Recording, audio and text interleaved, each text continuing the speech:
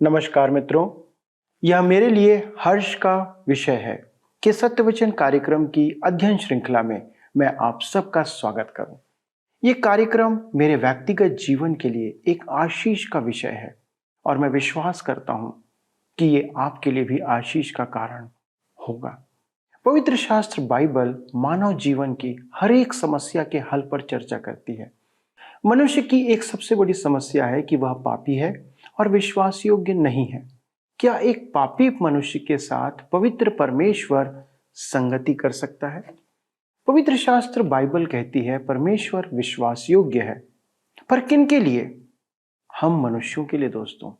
इसलिए उसने अपने पुत्र की संगति में हम सबको बुलाया है।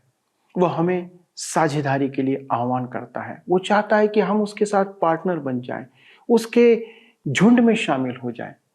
आइए आज के अध्ययन के द्वारा जानें कि ये किस प्रकार की साझेदारी है, कैसी पार्टनरशिप है जो परमेश्वर आपके साथ, मेरे साथ करना चाहता है। प्रिय मित्रों, पौलुस कुरिन्थवासी पवित्र जनों वरन समस्त पवित्र जनों को संबोधित करते हुए कहता है। पहला कुरिन्थियों की पत्री 1 अध्याय उसके 9 पद में लिखा है, परमेश्वर सच्चा है जिसने तुमको अपने पुत्र हमारे प्रभु यीशु मसीह की संगति में बुलाया है।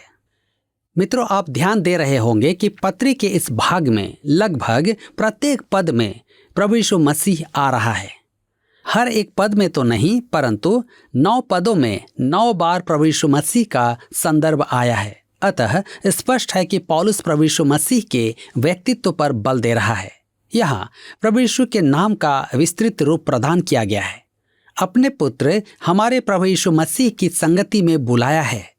इससे यीशु की पहचान के 4 रूप प्रकट होते हैं। अतः भ्रम की संभावना ही नहीं रह जाती है। वह 2 महान बातें कहता है। परमेश्वर सच्चा है जिसने तुमको अपने पुत्र हमारे प्रभु यीशु मसीह की संगति में बुलाया है। परमेश्वर सच्चा है। मनुष्य सदा सच्चा नहीं रहता है, विश्वासी भी सदा सच्चे नहीं रहते हैं, परंतु परमेश्वर सच्चा है जिसने तुमको बुलाया है। यह मसीह यीशु में एक सर्वोच्च बुलाहट है। हमें उसके पुत्र हमारे प्रभु यीशु मसीह की संगति में बुलाया गया है। यहाँ प्रभु यीशु मसीह के संबंध में जो महत्वपूर्ण शब्द है वह है संगति। यह शब्द यूनानी भाषा का कोइनोनिया शब्द है जिसे पौलुस बार बार काम में लेता है। इस शब्द के अनेक अर्थ हैं। इसका अर्थ आज के विचार में संगति है। इसका अर्थ दान भी होता है। रोमियो की पत्री 15 अध्याय उसके 26 पद में वह यरूशलेम के गरीब पवित्र जनों के लिए दान के स्थान पर यही शब्द कोइनोनिया काम में लेता है। यहाँ इस शब्द का अर्थ है दान। पहला कुरिन्थियों 10 अध्याय के 16 पद में कोइनोनिया शब्द का अर्थ प्रभु भोज, वह धन्यवाद का कटोरा जिस पर हम धन्यवाद करते हैं। क्या मसीह के लहू की सहभागिता अर्थात कोइनोनिया नहीं? वह रोटी जिसे हम तोड़ते हैं, क्या वह मसीह की देह की सहभागिता अर्थात कोइनोनिया नहीं? कोइनोनिया का अर्थ साझेदारी भी होता है और मेरे विचार में इस पद में इसका उपयोग इसी संदर्भ में है। परमेश्वर सच्चा है जिसने तुमको अपने पुत्र हमारे प्रभु यीशु मसीह की संगति कोइनोनिया में बुलाया है। यह निस्संदेह हमें दिए गए महान सौभाग्यों में से एक है। यदि आप मसीह में हैं, यदि आपने उसके पास आकर उसे अपना उद्धारकर्ता ग्रहण किया है, तो आप उसके साथ साझेदारी में हैं। वह हमारा साझेदार बनने के लिए तैयार है। अतः इसका अर्थ है मसीह के साथ घनिष्ठ संबंध। साझेदारी अनेक प्रकार की होती है। व्यापार में साझेदारी होती है। मैं 2 ऐसे मनुष्यों को जानता हूं जो व्यापार में साझेदार हैं। वे सेना में सेवा के समय मित्र थे और सेवानिवृत्ति के बाद उन्होंने व्यापार आरंभ किया। उनमें से एक ने मसीह को ग्रहण किया, दूसरे ने नहीं। उस दिन से उनकी साझेदारी आनंद से पूर्ण नहीं रही। उनका व्यापार बड़ा था जिसमें निवेश भी बड़ा था, अतः वे साझेदारी को तोड़ नहीं पाए। अब वह साझेदारी आनंद की नहीं थी। विवाह में भी प्रेमी संबंधों की साझेदारी होती है। यह एक घनिष्ठ एवं निकटतम संगति होती है। पुराने नियम का एक संदर्भ पढ़कर मुझे हंसी आती है, क्योंकि मैं जानता हूं कि उसे लिखते समय परमेश्वर के मन में पति और उसकी पत्नी रहे होंगे। उसने अन्य बातों के साथ कहा कि बैल और गधे को एक ही जुए में नहीं जोता जा सकता, उन्हें एक साथ हल नहीं चलाना है। अतः विवाह में मैंने अनेक बार बैल और गधे को एक साथ देखा है। ऐसा नहीं होना चाहिए, क्योंकि विवाह एक साझेदारी है। अतः प्रभु यीशु के साथ साझेदारी का अर्थ क्या है? एक अर्थ तो यह है कि आप व्यापार में उसके साथ स्वामित्व रखते हैं। मेरा सब कुछ मसीह यीशु का है। उस पर मसीह यीशु का उतना ही अधिकार है जितना मेरा है। यही कारण है कि वह मेरी संपदा में रुचि रखता है। मैं अपनी बात बताता हूँ। एक समय था जब मैं सोचता था कि मेरी कुछ संपदा ऐसी है जिसकी प्रभु को चिंता नहीं है। मेरे जीवन में ऐसा समय था जब मैं अपने संपदा के संबंध में स्वार्थी था। मैं अपने तक ही सीमित था। परंतु अब जबकि मेरे पास अधिक कुछ नहीं है, जब वह मेरा साझेदार है, हमारा व्यापार तो बड़ा नहीं है। जो कुछ भी मेरे पास है वह सब उसी का है।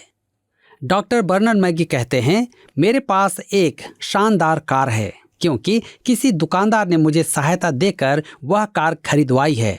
जब मैं उसे लेकर बाहर निकला तब वह मेरी थी, परंतु मैंने प्रभु यीशु से कहा कि वे उसकी भी है। प्रसंगवश वह मेरे साथ उस कार में बहुत घुमा है। मेरे पास जो भी है वह उसका भी है।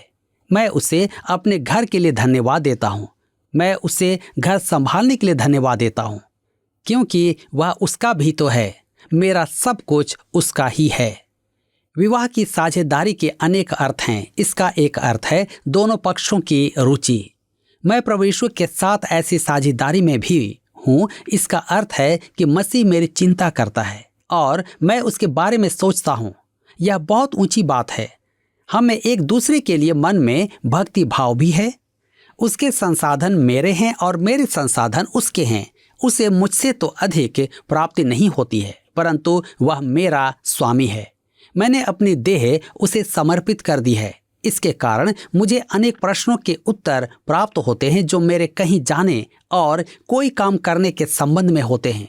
उदाहरण के लिए, मैं धूम्रपान करता था, जिसके कारण मुझे फेफड़ों की बीमारी हो गई और अब मेरे लिए धूम्रपान करना मूर्खता है। परंतु बहुत समय पूर्व जब मुझे यह बोध हुआ कि मेरी देह पवित्र आत्मा का मंदिर है ही नहीं, मैं मसीह का हूँ और मसीह मेरा है, तो मैं उसे सर्वोत्तम देह प्रदान करना चाहता था। उसी समय मैंने धूम्रपान का त्याग किया। मेरे प्रश्न का यह उत्तर था, क्या आप देखते हैं कि हमारे निर्णय, क्या मैं यह करने का साहस करूं या क्या मुझे यह करना चाहिए, आदि प्रश्नों से कहीं अधिक उच्च कोटि के होते हैं। हम मसीह यीशु के हैं और मसीह यीशु मेरा है। प्रेम की साझेदारी में एक दूसरे की सेवा भी है। परमेश्वर हमारी दुर्बलता के साथ तालमेल बैठाता है। मुझे उसकी विनम्रता की आवश्यकता है और मैं उसका सामर्थ्य स्वीकार करता हूँ। इस संबंध में धर्मशास्त्र का एक पद है जो मेरे विचार में गलत अनुवाद किया गया है। जी कैम्बल मॉर्गन ने उस ओर मेरा ध्यान आकर्षित करवाया था। यह पद है यशाया 63 उसके 9 पद। उनके सारे संकट में उसने भी कष्ट उठाया और उसके सम्मुख रहने वाले दूत ने उनका उद्धार किया। प्रेम और कोमलता से उसने आप ही उनको छुड़ाया। उसने उन्हें उठाया और प्राचीन काल से सदा उन्हें लिए फिरा। इसका एक अनुवाद इस प्रकार भी है, उनके सारे कष्टों में वह आहत न हुआ। मुझे यह अधिक अच्छा लगता है। यह अधिक अर्थपूर्ण है। इसका अर्थ यह है कि जब मैं ठोकर खाकर गिरता हूं तब वह ठोकर खाकर नहीं गिरता। वह मेरे ठोकर खाने, मेरे अंधेपन, मेरे अज्ञान और मेरी दुर्बलता के साथ निर्वाह करता है। यद्यपि वह मेरी इन दुर्बलताओं के साथ निर्वाह करता है, वह दुर्बल नहीं हो जाता। मैंने एक प्रचारक को प्रचार करते सुना, जब आप अज्ञानवश नहीं जानते हुए संकट में पड़ जाते हैं या आप परिस्थितियों के कारण संकट में पड़ जाते हैं, तब वह आपको उबार लेता है। परंतु यदि आप जानबूझकर और मूर्खता के कारण पाप में गिर जाते हैं, तब वह आपकी सहायता की अपेक्षा आपको अकेला छोड़ देता है। मैं यहाँ हूँ आपको बताऊं कि यह मेरा अनुभव नहीं है। मैंने अनेक बड़ी बड़ी गलतियां की हैं। मैंने ठोकर खाई है और गिरा हूँ। अनेक बार मैंने जानबूझकर ऐसा किया है, परंतु मेरे प्रभु ने मुझे कभी गिरने नहीं दिया। वह सदा सहायक रहा है। उसने मेरी दुर्बलताओं में निर्वाह किया है। मेरे मित्रों, यह कैसी अद्भुत बात है। मसीह यीशु के साथ साझेदारी जीवन की समस्याओं का समाधान है। पद 9 पौलुस के अभिवादन का अंत है। पहला कुरिन्थियों के पत्र 15 अध्याय उसके 58 पद तक यह संपूर्ण पत्र एक वृहद निश्चित वाक्य है। इसलिए हे मेरे प्रिय भाइयों, दृढ़ और अटल रहो और प्रभु के काम में सर्वदा बढ़ते जाओ, क्योंकि यह जानते हो कि तुम्हारा परिश्रम प्रभु में व्यर्थ नहीं है। इसलिए इस अद्भुत पत्र को समायोजित करके पद 9 पर पहुंचता हूं। मैं परमेश्वर की विश्वास योग्यता पर निर्भर रह सकता हूं, जिसने तुमको अपने पुत्र हमारे प्रभु यीशु मसीह की संगति में बुलाया है। मेरे प्रियो, मुझे इस तथ्य को सीखने में बहुत समय लगा। सच तो यह है कि इसे सीखते सीखते काफी सीख गया हूं। मैं उसे अपना साझेदार बनाए बढ़ा चला जा रहा हूं। मैं आज की सब समस्याओं का उसकी साझेदारी में सामना करता हूं। मैं उस पर निर्भर रह सकता हूं। मैं उसकी ओर निहार सकता हूं। वह इन सब का अभिन्न अंग है। मेरे प्रियो, यह जीवन की समस्याओं और निराशाओं का समाधान है। यहाँ आकर प्रस्तावना समाप्त होती है, जो अभिवादन और धन्यवाद है। पत्र का मुख्य भाग कुरिन्थ की कलीसिया की स्थिति से संबंधित है। वहाँ वास्तव में समस्याएं थी, जैसा हम इस पत्र में देखेंगे। आइए हम आगे देखें। विभाजन और पंथ निष्ठा। पौलुस के इस प्रथम पत्र कुरिन्थ के विश्वासियों को लिखे इस पत्र में पद 10 तक नया भाग आरंभ करती है। वह कुरिन्थ की कलीसिया की प्रमुख समस्या का उल्लेख करता है। यह बड़ी आश्चर्य की बात है कि उनकी समस्याएं परिचित सी जान पड़ती है। मैं आज ऐसी कलीसियाओं को नहीं जानता जिसमें समस्या ना हो। उनकी अधिकांश समस्याएं वैसी ही हैं जैसी कुरिन्थ के विश्वासियों की थी। आइए हम देखेंगे, क्रूसित मसीह को केंद्र में रखने के कारण विभाजन का निवारण होता है। पहला कुरिन्थियों 1 अध्याय के 10 पद में हम पढ़ते हैं, हे भाइयों, मैं तुमसे हमारे प्रभु यीशु मसीह के नाम से विनती करता हूं कि तुम सब एक ही बात कहो और तुम में फूट न हो, परंतु एक ही मन और एक ही मत होकर मिले रहो। ध्यान दीजिए, यहाँ फिर वह प्रभु यीशु मसीह का नाम लेता है। इस पत्री में मसीह के प्रभुत्व पर बल दिया गया है। हम आज उसकी प्रभुता के बारे में तो बहुत कुछ सुनते हैं, परंतु देखते बहुत कम है। यही कारण है कि कलीसिया और व्यक्तिगत विश्वासियों के साथ गंभीर समस्याएं हैं। मसीह की प्रभुता के विषय चर्चा करना पर्याप्त नहीं है। क्या वह आपका प्रभु है? क्या आपने उसे अपना प्रभु एवं स्वामी अपनाया है? वचन कहता है, तुम सब एक ही बात कहो। इसका अर्थ यह नहीं कि सब एक से शब्दों का प्रयोग करें। इसका अर्थ यह है कि विश्वासी एक दूसरे को फाड़ खाने को तैयार ना रहे, झगड़ा ना करें, घृणा ना करें। विभाजन का मूल शब्द है शिस्मा। उनमें दरार ना हो, कलीसिया भंग ना हो, जिसका कारण है कलह, पीठ पीछे बुराई, आलोचना, घृणा या मन की कड़वाहट। मुझ पर विश्वास करें मेरे मित्रों, आज की कलीसिया में अधिकतर यही देखता हूं। यदि मसीह यीशु आपका साझेदार है तो आपके जीवन में यह सब नहीं होगा। फिलिपियों की पत्री 2 अध्याय उसके 5 से 8 पद में हम देखते हैं, तुम में फूट न हो, परंतु एक ही मन और एक ही मत होकर मिले रहो। एक ही मन क्या होता है? यह मसीह का मन है।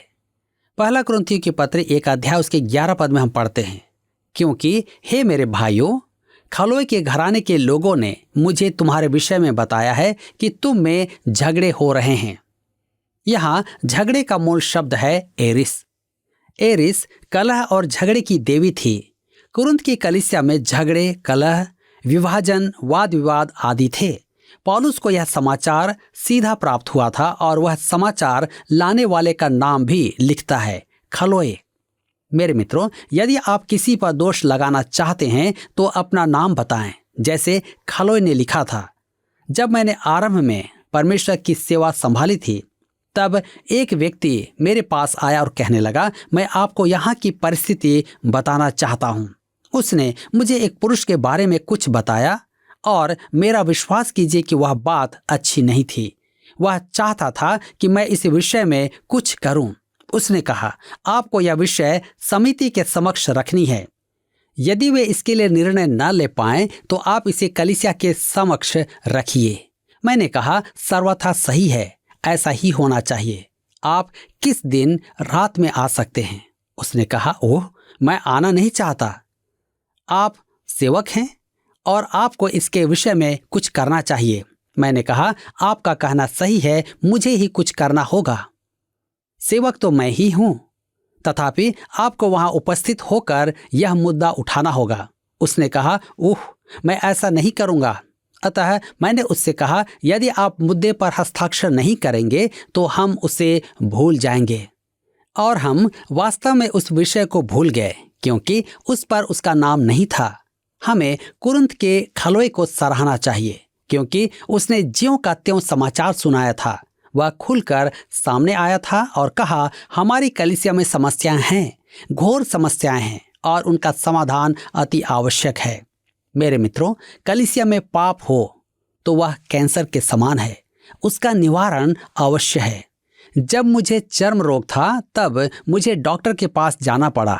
कल्पना कीजिए कि वह कह रहा था, हमें उत्तेजित होने की आवश्यकता नहीं है, हमें परेशान होने की आवश्यकता नहीं है, हमें भाव प्रवण भी नहीं होना है, हम समस्या खड़ी करना नहीं चाहते, हम चाहते हैं कि आपका मन शांत हो।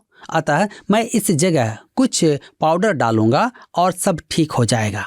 मेरे मित्रों, मेरे पास सुगंध तो आती होगी, परंतु मैं चर्म रोग से मर भी सकता था। आपको कैंसर का निवारण करना ही होगा। इसी प्रकार आपको कलीसिया में उत्पन्न समस्याओं का भी निवारण करना होगा। हाय उस मनुष्य पर जो उसे उजागर करता है, परंतु यदि वह ऐसा करे तो कलीसिया की हानि होगी, निश्चय ही होगी। कुरिन्थ की कलीसिया की समस्या यह थी कि उसमें शिशु अवस्था में विश्वासी थे। शिशु, जैसा आप जानते हैं, सामान्यतः बहुत चीखते हैं। मेरी एक कलीसिया में शिशुओं के लिए एक नर्सरी थी, जिसे हम चीखने का कक्ष कहते थे। मैंने यह सीखा कि कुछ कलीसियाओं में संपूर्ण आराधनालय ही चीखने का कक्ष है, क्योंकि वह चीखते हुए शिशु विश्वासी हैं। पहला कुरिन्थियों 1:12 में लिखा है, मेरे कहने का अर्थ यह है कि तुम में से कोई तो अपने आप को पौलुस का, कोई अपोलोस का, कोई कैफा का, तो कोई मसीह का कहता है। कलीसिया में विभाजन का कारण था अलग अलग अगुओं का अनुसरण करना। उन्होंने अलग अलग अगुओं के नाम से दल बना लिए थे। एक दल में पौलुस के घमंडी अनुयायी थे, कुछ विश्वासी शमौन पत्रस के निष्ठावान थे, तो उन्होंने कैफा की उपासना पद्धति आरंभ कर दी थी। हम पौलुस के बारे में बहुत कुछ जानते हैं। वह बुद्धिमान मनुष्य था, साहसी पुरुष था, परंतु शारीरिक रूप से आकर्षक व्यक्तित्व नहीं था। शमौन पत्रस जोशीला व्यक्ति था। आरंभ में तो वह दुर्बल था, परंतु वह सुसमाचार का कठोर प्रचारक था। अपुल्लोस प्रेरिताई कलीसिया का एक महान प्रचारक था। वह प्रेरित नहीं था और उसे अधिक मान्यता प्राप्त नहीं थी, परंतु वह एक महान प्रचारक था। मेरे विचार में वह उस युग का विली ग्राहम था। इन तीनों अगुओं के व्यक्तित्व प्रभावी थे, परंतु उन्होंने विभाजन नहीं किया था। वे एक साथ विश्वास का यत्न करते थे। वे आत्मा की एकता बनाए हुए थे। वे सब मसीह यीशु को प्रतिष्ठित करते थे। कलीसिया में विभाजन के दोषी कलीसिया के सदस्य थे। एक दल कहता था, ओह, हम भाई पौलुस से प्रेम करते हैं क्योंकि वह बहुत आत्मिक है। दूसरा दल कहता था, हमें शमौन पत्रस पसंद है क्योंकि वह मंच ठोक कर प्रचार करता है और सुसमाचार से परिपूर्ण है। एक और दल था जो कहता था, हमें तो अपोलोस भाता है क्योंकि वह ऊंचाइयां नापता है और जनसमूह को मोहित कर लेता है। वे एक बात को भूल रहे थे कि तीनों ही परमेश्वर के जन थे। पौलुस यही बात उन्हें लिखने जा रहा था। वह उन्हें समझाना चाहता था कि कलीसिया में विभाजन और दरार के समाधान के लिए आवश्यक था कि मसीह को केंद्र में रखा जाए।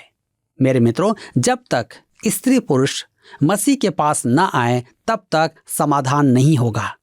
अब इन 3 दलों के अतिरिक्त एक दल और था जो कहता था हम मसीह के हैं। इसका अर्थ यह नहीं कि उन्होंने मसीह को प्राथमिकता दी थी, परंतु वह ढोंगियों का दल था। मेरा अपना विचार है कि वह दल सबसे अधिक घातक था। उन्होंने मसीह को ही पूजा का साधन बना दिया था। उनका दल अलग था जिसमें अन्य विश्वासियों का प्रवेश वर्जित था। वे आत्मिक घमंडी थे। मेरे मित्रों, क्या आपको इस सत्य का बोध है कि आज की कलीसिया भीतर से नष्ट हो चुकी है? समस्याएं बाहर से नहीं हैं। असंख्य कलीसियाएं मुक्त विचारवादी प्रचारकों द्वारा वर्षों पूर्व नष्ट की जा चुकी हैं। रविवार या साप्ताहिक आराधनाओं में जाकर उपस्थिति देखिए। अनेक कलीसियाएं प्रचार मंच पर खड़े होने वाले प्रचारकों द्वारा नष्ट की जा चुकी हैं। यदि प्रचारक विश्वास में दृढ़ है तो आपको बेंच में बैठे उपद्रवी दिखाई देंगे। प्रचार मंच ही है जहां से कलह उत्पन्न होते हैं। इसका कारण मद्यपान, नास्तिकवाद, सांसारिकता से अधिक मसीह को हानि होती है। यह मूर्खता की बात लगती है, परंतु कलीसिया में कलह और झगड़े होते ही हैं। कुरिन्थ की कलीसिया में यही कर रहे थे। पौलुस कलीसिया में उत्पन्न कलह और झगड़े तथा मतभेदों का कारण पूछता है। पहला कुरिन्थियों 1 अध्याय के 13 पद में हम पढ़ते हैं, क्या मसीह बट गया? क्या पौलुस तुम्हारे लिए क्रूस पर चढ़ाया गया या तुम्हें पौलुस के नाम पर बपतिस्मा मिला? उत्तर स्पष्ट है, निसंदेह मसीह विभाजित नहीं है। मसीह में एकता को तोड़ने वाली कोई भी बात उचित नहीं है, चाहे वह कुछ भी हो। मसीह का क्रूसीकरण मसीही एकता का दृढ़ आधार है। अन्य किसी बात पर मसीह एकता स्थापित करना तर्कहीन और मूर्खता का काम है। तुम्हें पौलुस के नाम पर बपतिस्मा मिला। मेरे विचार में यहाँ पौलुस पानी के बपतिस्मे के बारे में नहीं कह रहा है, क्योंकि वह तो पिता, पुत्र और पवित्र आत्मा के नाम में ही होता है। उसका संदर्भ पवित्र आत्मा के बपतिस्मे से है। अतः वह पूछता है, क्या तुम्हें पौलुस के नाम में बपतिस्मा मिला? निश्चय ही वे कहेंगे, कदापि नहीं, हमने तेरे नाम में बपतिस्मा नहीं लिया। हमें मसीह की देह में सम्मिलित करने के लिए पवित्र आत्मा का बपतिस्मा लेना होता है, और यह काम मनुष्य नहीं कर सकता। देखिए, पौलुस उनके विचारों को मनुष्य पर केंद्रित होने से हटाकर मसीह में ले आना चाहता है। उन्हें मसीह में लीन रहना है। मैं स्पष्ट कहता हूं, मैं मनुष्य के साथ, चाहे वह कोई भी हो, सहभागिता कर सकता हूं, यदि वह मुझसे मसीह को केंद्र में रखकर भेंट करे। पिछले प्रश्न का उत्तर है बी, मसीह की श्रेष्ठता। कुरिन्थियों की पहली पत्री का मुख्य विषय है मसीह की श्रेष्ठता। आज का प्रश्न है, कोइनोनिया शब्द का अर्थ है ए प्रेम, बी क्रांति, सी सहभागिता, डी युद्ध। मित्रों, इस प्रश्न का उत्तर हमें कल सुबह 6 बजे से पहले विकल्प ए, बी, सी या डी के साथ अपना नाम, पता, स्थान के साथ 9651433397 पर SMS या WhatsApp करें। सभी विजेताओं को विशेष पुरस्कार प्रदान किए जाएंगे। धन्यवाद। क्या आपको यह कार्यक्रम पसंद आया? अभी हमें एक मिस कॉल करें और आप अगले विजेता हो सकते हैं।